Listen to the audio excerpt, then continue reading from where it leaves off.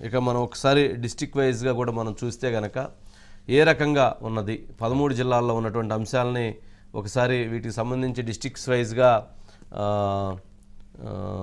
అనిల్ని అట్లాగే ఎవరి డిస్ట్రిక్ట్ రిపోర్టర్ని కూడా ఒకసారి వీటిలో తీసుకొని ఫస్ట్ అనంతపురము రెడీగా ఉన్నట్లున్నారు. అనంతపురం సంబంధించి రామాంజనేయులు తీసుకొని అనంతపురానికి సంబంధించినటువంటి వాటిల్లో ప్రకటించినటువంటి వాటిల్లో రాయదుర్గము కాల్వ శ్రీనివాసును ప్రకటించారు. ఉరవకొండ పయ్యావుల కేశవుని, తాడిపత్రి జేసీ అస్మిత్ రెడ్డిని, సింగనమల నుంచి బండారు శ్రావణి శ్రీని, అట్లాగే కళ్యాణదుర్గం నుంచి అమ్మిలినేని సురేంద్రబాబుని.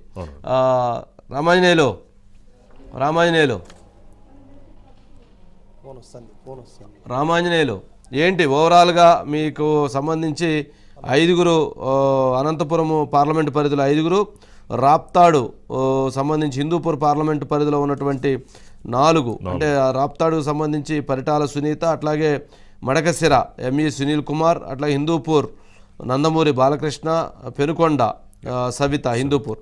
మొత్తంగా చూస్తే ఇక్కడ 5 అనంతపురం పార్లమెంటు, 4 హిందూపురం పార్లమెంటుకు సంబంధించి ప్రకటించారు. ఏంటి రామాంజనేయులు ఓవరాల్గా ఈ 9 స్థానాల్లో వైసీపీ నుంచి ఎవరు కంటెస్ట్ చేస్తున్నారు, ఏంటి ఆ ఈక్వేషన్స్ ఏంటి? కలవలేదండి. రామాంజనేయులు వినిపిస్తుందా? సార్ వినిపిస్తాను sir. Good afternoon sir. Good afternoon. Ramanjaneyulu ఇప్పుడు మొత్తం 9 స్థానాల్లో ప్రకటించారు. అనంతపురం ఉమ్మడి జిల్లాలో 5 అనంతపురం పార్లమెంటు పరిధిలో, 4 హిందూపూర్ పార్లమెంటు పరిధిలో. ఏంటి ఓవరాల్గా ఈ 9 స్థానాల్లో వైసీపీ టీడీపీ పోటీ చేస్తుంది, అక్కడ ఉన్న ఈక్వేషన్ ఏంటి సార్? మొత్తం అనంతపురం ఉమ్మడి జిల్లాలో 14 అసెంబ్లీ స్థానాలు, 2 పార్లమెంటు. అయితే మొత్తం 14 గాను 9 ప్రకటించారు. అంటే దాదాపు మనం ఇచ్చిన ఫలితాలు కూడా అంటే ఒక 5 నుంచి 6 ప్రకటిస్తారు అనుకుంటారు. అయితే అన్యూహంగా 3 సీట్లు అదనంగా ప్రకటించాడు. అంటే అనంతపూర్ ఉమ్మడి జిల్లా అంటేనే టీడీపీకి కంచుకోట. అంటే చంద్రబాబు నాయుడు చాలా ఈక్వేషన్లు లెక్కేసేసి మొత్తం 9 మంది అభ్యర్థులను ప్రకటించారు సార్. అంటే అనంతపూర్ జిల్లా నుంచి 5, అదేవిధంగా సత్యసాయి జిల్లా నుంచి 3. అంటే ముందుగా ఏదైతే అనంతపూర్ జిల్లా రాయదుర్గం మాజీ మంత్రి కాలువ శ్రీనివాస్ పేరు ఒక్కసారిగా ప్రకటించడం అనేది కూడా పెద్ద చర్చనీయాంశంగా మారింది. అక్కడ అన్ని ఈక్వేషన్లు బేరేజ్ చేసుకున్న తర్వాత రాయదుర్గం నియోజకవర్గం నుంచి మాజీ మంత్రి కాలువ శ్రీనివాస్ పోటీ చేయబోతున్నారనేది చంద్రబాబు అధ్యక్షుడు ప్రకటించారు. అదేవిధంగా సిట్టింగ్ ఎమ్మెల్యే ఉరుకొండ నియోజకవర్గం పయ్యావుల కేశవ్ కూడా ఎప్పటి నుంచి ఊహించారు సార్ ఈ పేరు ప్రకటిస్తారనేది. అయితే పయ్యావుల కేశవ్ను ప్రకటించారు. అదేవిధంగా తాడిపత్రి నియోజకవర్గం కూడా ఏదైతే గతంలో జేసీ అస్మిత్ రెడ్డి పోటీ చేసి ఓడిపోయారు 2019లో, అంటే యువగలం పాదయాత్రలో కూడా నారా లోకేష్ అయితే అక్కడ పేరు ప్రకటించారు అస్మిత్ రెడ్డి. ఆ పేరు కూడా ఊహించిందే ఈరోజు అధ్యక్షుడు కూడా అధినేత జేసీ అస్మిత్ రెడ్డి పేరు ప్రకటించారు. అయితే ఇక్కడ సింగనమల నియోజకవర్గం ఎస్సీ రిజర్వ్ నియోజకవర్గంలో బండారు శ్రావణి పేరు అన్యూహంగా తెర మీద కంటే ఏదైతే అనేక సర్వేలు చేసిన తర్వాత మొదటి నుంచి కూడా ఆ బండారు శ్రావణి పేరే వినిపిస్తుండే. అయితే అనుకున్న విధంగా కూడా ఏదైతే గ్రౌండ్ లెవెల్లో ఆ సర్వేల ప్రకారం అధినేత బండారు శ్రావణి పేరు ప్రకటించారు. అక్కడ ఖచ్చితంగా బండారు శ్రావణి గెలుపు తథ్యమే అనే విధంగా కూడా అనేక సర్వేలు చెప్పడంతో బండారు శ్రావణి పేరు ఎట్టికేలకు ప్రకటించారు. అయితే మొత్తం అక్కడ 4 నియోజకవర్గాలు ప్రకటించిన తర్వాత సత్యసాయి జిల్లాలో హిందూపూర్ నియోజకవర్గం తీసుకుంటే మొదటి నుంచి కూడా బాలయ్య కంచుకోట అడ్డ, ఇక్కడ హిందూపూర్ మొదటి లిస్టులో ఉంటుంది అనడానికి ఎలాంటి సందేహం లేదు సార్. అయితే అనుకున్న విధంగా కూడా హిందూపూర్ నుంచి నందమూరి బాలకృష్ణ పేరు అనౌన్స్ చేశారు. అదేవిధంగా ఎస్సీ రిజర్వ్ నియోజకవర్గం మడకసిరి నియోజకవర్గము మాజీ ఎమ్మెల్యే కొడుకు డాక్టర్ అయితే సునీల్ పేరు ప్రకటించారు. అంటే గతంలో మడకసిరి నుంచి కూడా అనేక అయితే ఈక్వేషన్లో నేపథ్యంలోనే అక్కడ అనేక సర్వేలు చేసిన నేపథ్యంలోనే ఈరన్న కొడుకు పేరు బలంగా వినిపించడంతో అక్కడ గెలిచే అభ్యర్థి కావాలనే నేపథ్యంలోనే అక్కడ ఈరన్న పేరు అనౌన్స్ చేశారు. అదేవిధంగా మరో నియోజకవర్గం సత్యసాయి జిల్లా పెనుగొండ సార్. అంటే పెనుగొండలో టీడీపీ కంచుకోట అనేది ఎలాంటి సందేహం లేదు. అయితే అక్కడ బాగా పోటీగా సవితమ్మ వర్సెస్ బీకే పార్సాది మాజీ ఎమ్మెల్యే టగ్ ఆఫ్ వార్ ఉండే. ఎట్టికేలకు అన్ని ఈక్వేషన్లతో ప్రకారము కొత్త అభ్యర్థి సవితమ్మ పేరు ప్రకటించిన నేపథ్యంలోనే అక్కడ మొత్తం ఒక్కసారిగా సంబరాలు చేసుకుంటున్నారు. మొత్తానికి రాప్తాడు నియోజకవర్గం మాజీ మంత్రి పరిటాల సునీత పేరు కూడా ప్రకటించారు. అంటే పరిటాల కుటుంబానికి 2-1 అనే లెక్కలేస్తుంటే కూడా మొదటి లిస్టులోనే రాప్తాడు ఎమ్మెల్యే అభ్యర్థిగా పరిటాల సునీత పేరు ప్రకటించారు. మళ్ళీ ధర్మవరం నియోజకవర్గం ఇన్ఛార్జిగా వ్యవహరిస్తున్న అయితే పరిటాల శ్రీరాము ఎట్లా ప్రకటించబోతున్నారు అదైతే మొత్తం హోల్లో పెట్టారు. అంటే అక్కడి నుంచి బీజేపీ పొత్తులో భాగంగా గోనుగుంట సూర్యనారాయణ ఎక్కువగా ఆ టికెట్ ఆశిస్తున్నారు. మళ్ళీ నిజంగా బీజేపీ వర్సెస్ టీడీపీ పొత్తు కలిస్తే కన్నా ఎవరికి ఇవ్వాలి అంటే శ్రీరామ్ని నిలబెట్టాలా లేకపోతే బీజేపీ పొత్తులో భాగంగా ఇవ్వాలనేది కూడా ఉంది సార్. ఇంకోటి అయితే కదిరి నియోజకవర్గం నుంచి కందికుంట వెంకటప్రసాద్ పేరు అయితే అధినేత ప్రకటించినా కూడా గతంలో అంటే మళ్ళీ అనేక ఈక్వేషన్ల రూపంలో అయితే వైసీపీ పార్టీ అక్కడ మహమ్మద్ మక్బూల్ని అయితే ప్రకటించడంతో అక్కడ మళ్ళీ ఆ మైనార్టీ ఈక్వేషన్లో కింద హోల్లో పెట్టారా లేకపోతే కందికుంట వెంకటప్రసాద్ మీద కూడా అనేక కేసులు ఉన్నాయి. ఆ కేసులు ఈక్వేషన్లో సిబిఐ కేసుల ఈక్వేషన్లో ఏమన్నా హోల్లో పెట్టి వాళ్ళ మిస్సెస్ని నిలబెడుతున్నారా అనేది కూడా కొంచెం సందిగ్ధంలో ఉంది. ఇంకా మాజీ మంత్రి పుట్టపర్తి పల్లె రంగనాథ్ రెడ్డి కుటుంబానికి కేటాయించాలని గత 2-3 నెలల నుంచి కూడా తర్జన భర్జన జరుగుతుంది. అయితే అనేక సర్వేల్లో అయితే పల్లె రంగనాథ్ రెడ్డి కుటుంబంలో వెనకబడిపోవడంతో అక్కడ బీసీ నాయకుడిని నిలబెట్టాలని పార్టీ ఆలోచన చేస్తుంది. అంటే మరి పుట్టపర్తి నియోజకవర్గంలో బీసీకి ఇస్తే అంటే పోల్ మేనేజ్మెంట్ అన్ని రకాలుగా పూర్తిగా సహకరిస్తారా లేదనేది కూడా ఈక్వేషన్ రూపంలోనే మొత్తానికి ఉమ్మడి అనంతపురం జిల్లాలో 5 నియోజకవర్గాలు పెండింగ్లో పెట్టారు సార్. అనంతపురం అర్బన్ సీటు కూడా అంటే ఇక్కడ అనంతపురం అర్బన్ సీట్ టీడీపీకి ఇవ్వాలా లేకపోతే జనసేనకి కేటాయించాలనేది కూడా తర్జన భర్జన నడుస్తుంది. ఆ నియోజకవర్గం కూడా పూర్తిగా హోల్లో పెట్టారు. ఇంకా గుంతకల్ నియోజకవర్గం నుంచి 6 డజన్ పైగా పోటీలో ఉన్నారు. అంటే అక్కడ బీసీ నాయకుడిని నిలబెట్టాలని ఉన్నారు. అక్కడ పూర్తిగా ఇది నేపథ్యంలోనే అక్కడ కూడా గుంతకల్ నియోజకవర్గాన్ని కూడా హోల్లో పెట్టారు.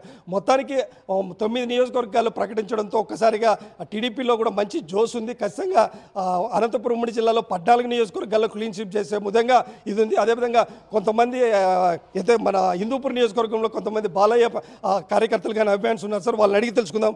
3వ సారి ముచ్చటగా బాలయ్య హ్యాట్రిక్ కొట్టబోతున్నారు అనేది కూడా చెప్పండి. ఈరోజు మొదటి లిస్టులోనే మీ బాలయ్య నందమూరి నరసింహ పేరు ప్రకటించారు. ఎలా చూస్తున్నారు ఇదంతా? సార్ హిందూపూర్ అంటేనే నందపురం. ఎందుకంటే 1983 నుంచి నేటి వరకు హిందూపూర్ ప్రజలు తెలుగుదేశం పార్టీని ఆదరిస్తూనే ఉన్నారు. మా ఎమ్మెల్యే బాలకృష్ణ గారు 2014 నుంచి 2019 వరకు అభివృద్ధి అంటే ఏంటో హిందూపూర్ ప్రజలకు కాదు రాష్ట్ర వ్యాప్తంగా హిందూపూర్ అంటే అభివృద్ధికి పట్టం కట్టిన నాయకుడు ఎవరైనా ఉండాలంటే నందమూరి బాలకృష్ణ గారు అని చెప్పేసి మా హిందూపూర్ ప్రజలు నిర్భయంగా చెప్పగలుగుతారు. ఈ రోజు కూడా 2019కి మించి మొన్న 2019లో 17,500 మెజార్టీ వచ్చింటే ఈసారి 2024 ఎలక్షన్ 50,000 మెజార్టీతో మా నందమూరి బాలకృష్ణ గారిని మేము తెలుగుదేశం పార్టీ సైనికులంతా కలిసికట్టుగా పనిచేసి గెలిపించబోతున్నాం. ఖచ్చితంగా 2024లో తెలుగుదేశం జనసేన కూటమి అధికారంలోకి వస్తుంది.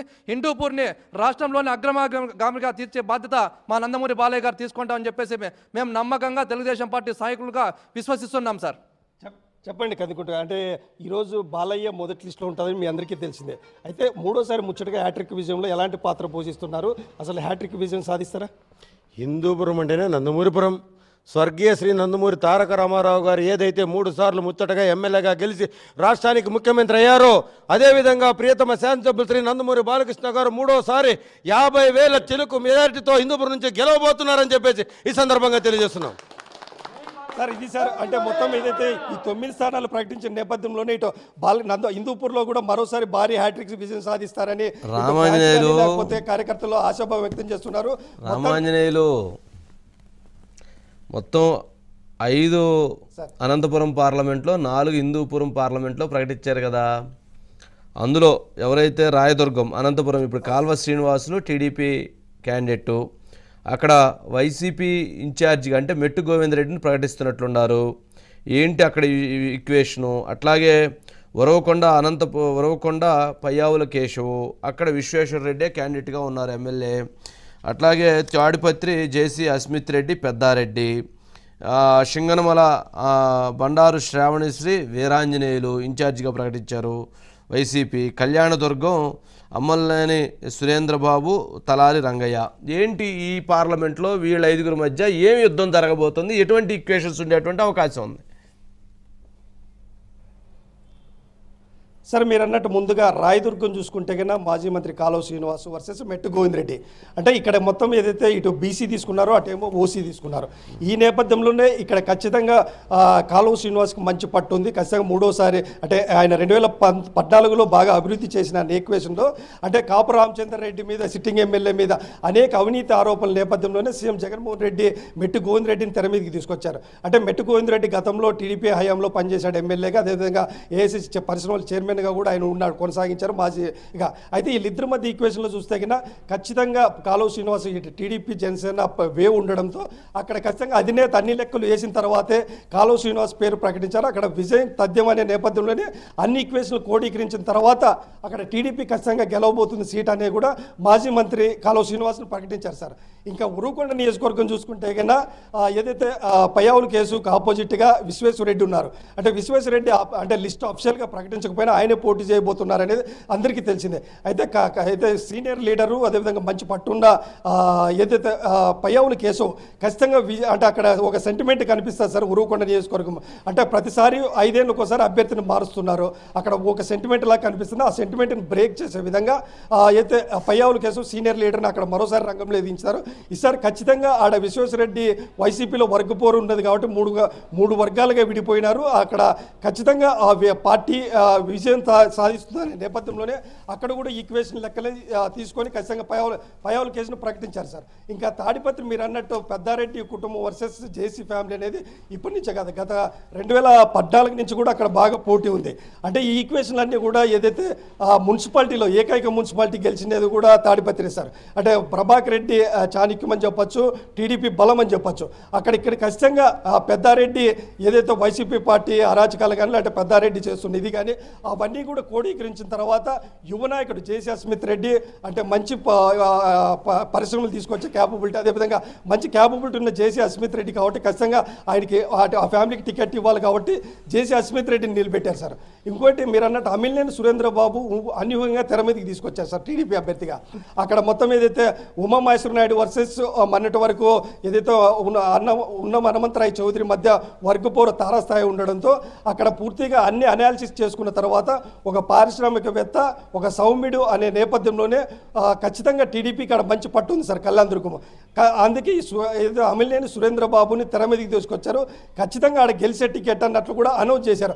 మళ్ళీ అమిలినేని సురేంద్రబాబు ఏదైతే ఈ ఉన్నమ హనుమంతరాయ్ చౌదరిని ఉమామహేశ్వర నాయుడిని ఎడాకలపుకుపోతారు.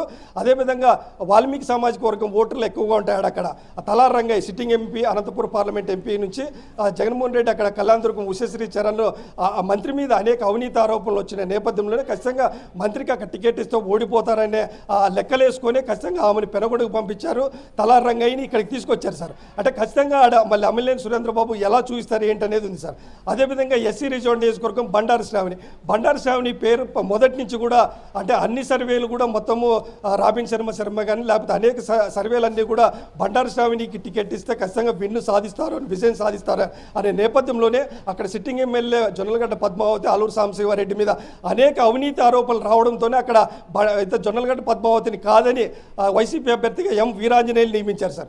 ఎం వీరాంజనేయులు అనేది కూడా ఇప్పుడు కూడా ఆ వైసీపీ పార్టీలో అసమ్మతి వర్గం అంటే ఇస్తున్నారు. అదేవిధంగా వీరాంజనేయులు అయితే మేము గెలిపించలేమని కూడా ఇప్పటికే వైసీపీ కేడర్ అంతా చేతులు ఎత్తేస్తున్న నేపథ్యంలోనే ఆ బండారు శ్రావణి 2019లో ఓడిపోయారు. ఓడిపోయిన తర్వాత కూడా ఆమె ఖచ్చితంగా ప్రజల్లో ఉన్నారు, ప్రజలు కంటిన్యూ తిరుగుతున్నారు. ఖచ్చితంగా ఆమెకి ఇస్తేనే ఇక్కడ సీటు గెలుస్తారనే నేపథ్యంలోనే అన్ని ఈక్వేషన్లోనే 2 మెన్ కమిటీ అక్కడ వ్యతిరేకించినా కూడా ఈరోజు చంద్రబాబు నాయుడు ఖచ్చితంగా బండారు శ్రావణికే టికెట్ కేటాయించారు సార్. ఖచ్చితంగా అనంతపురం పార్లమెంటు పరిధిలో మనం చెప్పిన అన్ని నియోజకవర్గాలు టీడీపీ పార్టీ గెలవడానికి ఎడ్జ్ ఉండడంతోనే ఈరోజు అన్ని ఈక్వేషన్లు కోడీకరించుకున్న తర్వాత అధినేత అభ్యర్థులను ప్రకటించారు సార్. రైట్. సత్యా జిల్లాలో తీసుకుంటే కన్నా రామాంజనేయులు ఓకే అనంతపురం వరకు క్లియర్గా ఉంది. ఓకే, హిందూపురం పార్లమెంట్ వరకు రాప్తాడు పరిటాల సునీత, తొమ్మిది ప్రకాష్ రెడ్డి, అట్లాగే మడకసిర హిందూపూర్ ఎంఈ సునీల్ కుమార్, వైఎస్ఆర్సీపీ పార్టీ నుంచి ఏరా లక్కప్ప, అట్లాగే హిందూపూర్ నుంచి నందమూరి బాలకృష్ణ, షేక్ ఇక్బాలా లేకపోతే అక్కడెవరు క్యాండిడేట్ ఫైనల్ అవుతున్నారు? పెనుకొండ హిందూపూర్ సవిత, మంత్రి ఉషశ్రీ వైసీపీ. ఏంటివి ఈ ఈక్వేషన్ ఏంటి? ఈ 4 నియోజకవర్గాల్లో ఎటువంటి పరిస్థితులు ఉండే, ఎటువంటి ప్రభావం చూపిపోతుంది, ఇక్కడ ఉన్నటువంటి క్యాండిడేట్స్ అక్కడ ఉన్నటువంటి క్యాండిడేట్స్ మధ్య ఎటువంటి వార్ జరిగేటువంటి అవకాశం ఉంది? సార్ సత్యసాయి జిల్లాలో ఇప్పుడు అయితే ఈ ప్రకటించిన 4 నియోజకవర్గాల్లో కూడా మడకసిరిలో కింద తీసుకుంటే కన్నా ఎస్సీ రిజర్వ్ నియోజకవర్గం సార్, అక్కడ ఏదైతే టీడీపీ అభ్యర్థిగా ఇప్పుడు సునీల్ ప్రకటించారు పేరు, అదేవిధంగా వైసీపీ నుంచి ఒక ఈర లక్కప్ప సామాన్యమైన కార్యకర్త అని చెప్పొచ్చు. అయితే అక్కడ Thippeswamy, doctor Thippeswamy YCP sitting ఎమ్మెల్యేగా వివరిస్తున్నారు. ఆయన అవినీతి కానీ లేకపోతే అనేక ఆరోపణలు ఉన్న నేపథ్యంలోనే ఆయన పక్కన పెట్టేసి ఒక సామాన్యమైన కార్యకర్త ఈర లక్కప్పని తీసుకొచ్చారు. అయితే ఈర లక్కప్పని కూడా అక్కడ ప్రజలైతే పూర్తిగా వైసీపీలో వర్గపోరు ఉన్న నేపథ్యంలోనే అక్కడ పూర్తిగా విస్మరిస్తున్నారు. అంటే ఈ ప్రధానంగా టీడీపీ అభ్యర్థి సునీల్ని తీసుకురావడానికి అయితే మాజీ ఎమ్మెల్యే కొడుకు ఈరన్న కొడుకు అని చెప్పొచ్చు. ఈరన్నకి మంచి అయితే ప్రజల్లో కానీ అన్ని సత్సంబంధాలు ఉన్న నేపథ్యంలోనే అనేక సర్వేలు తెప్పించుకున్న తర్వాత అంటే గుండమల్లి తిప్పేస్వామి బలపరిచినా బలపరచకపోయినా కూడా ఈరోజు అధిష్టానం చంద్రబాబు నాయుడు మాజీ ఎమ్మెల్యే కొడుకు ఈరన్నకి మార్కేశారని చెప్పొచ్చు. అంటే ఖచ్చితంగా మడకసిరి నియోజకవర్గం టీడీపీ కంచుకోవటం చెప్పొచ్చు, ఎలాంటి సందేహం లేదు. ఖచ్చితంగా వీళ్ళ నాయకుల తప్పిదం వల్ల మన 2019లో ఓడిపోయిన నేపథ్యంలోనే 2024లో ఖచ్చితంగా అక్కడ టీడీపీ జెండా ఎగరేయాలనే నేపథ్యంలోనే సునీల్ పేరు తీసుకొచ్చారు సార్. అంటే ఈర లక్కప్ప వర్సెస్ సునీల్ మధ్య పోటీ జరుగుతుంది. అదేవిధంగా ఇంకా నందమూరి బాలకృష్ణ హిందూపూర్ నియోజకవర్గంలో నందమూరి బాలకృష్ణ ముచ్చటగా 3వ సారి కూడా విజయం సాధిస్తారని చెప్పారు. అయితే నందమూరి బాలకృష్ణ పైన అయితే రెడ్డి కురబ సామాజిక వర్గ ఈక్వేషన్ లేబుల్లో దీపికా రెడ్డిని నియమించారు సార్. ఇక్కడ దీపికా రెడ్డికి అనేది కూడా ఇక్కడ హిందూపూర్లో వైసీపీ వర్గపోరు నేపథ్యంలో బాలకృష్ణ 3వ సారి ముచ్చటగా విజయం సాధిస్తానడానికి ఎలాంటి సందేహం లేదు. దీపికా రెడ్డి వర్సెస్ నందమూరి బాలకృష్ణ ఫైట్ అనేది నామమాత్రమే ఉండబోతుంది అంటారు సార్. ఇంకా పెనుగొండ నియోజకవర్గంలో సవితమ్మ వర్సెస్ మంత్రి ఉషశ్రీ చరణ్ మధ్య పోటీ జరగబోతుంది. అంటే ఇప్పటికే టీడీపీ పెనుగొండ కంచుకోవటం అని చెప్పొచ్చు. అయితే బీకే పార్థసారథిని పక్కకు తప్పించేసి కొత్తగా సవితమ్మకి పేరు ప్రకటించిన నేపథ్యంలోనే అక్కడ కూడా ఖచ్చితంగా విజయం తథ్యం అనే విధంగా ఉంది. అంటే మంత్రి మీద అనేక ఆరోపణలు ఉన్న నేపథ్యంలోనే వైసీపీ పార్టీ అయితే జగన్మోహన్ రెడ్డి వ్యూహాత్మకంగా మంత్రిని పెనుగొండకి తీసుకొచ్చినా కూడా అక్కడ కురబ సామాజిక వర్గం ఓట్లు ఎక్కువగా ఉన్నాయి. అంటే అక్కడ కూడా పూర్తిగా వైసీపీ పార్టీ చతికిల పడుతుందని చెప్పొచ్చు. అంటే సవితమ్మ కూడా మంచి మాస్ లీడర్గా ఉన్నారు, ఖచ్చితంగా జనాల్లోకి వెళ్తే ఆదరిస్తారు. అన్ని సర్వేలు ఈక్వేషన్ నేపథ్యంలోనే మాజీ ఎమ్మెల్యే పార్థసారథిని పక్కన పెట్టే సవితమ్మకి ఇచ్చారు సార్.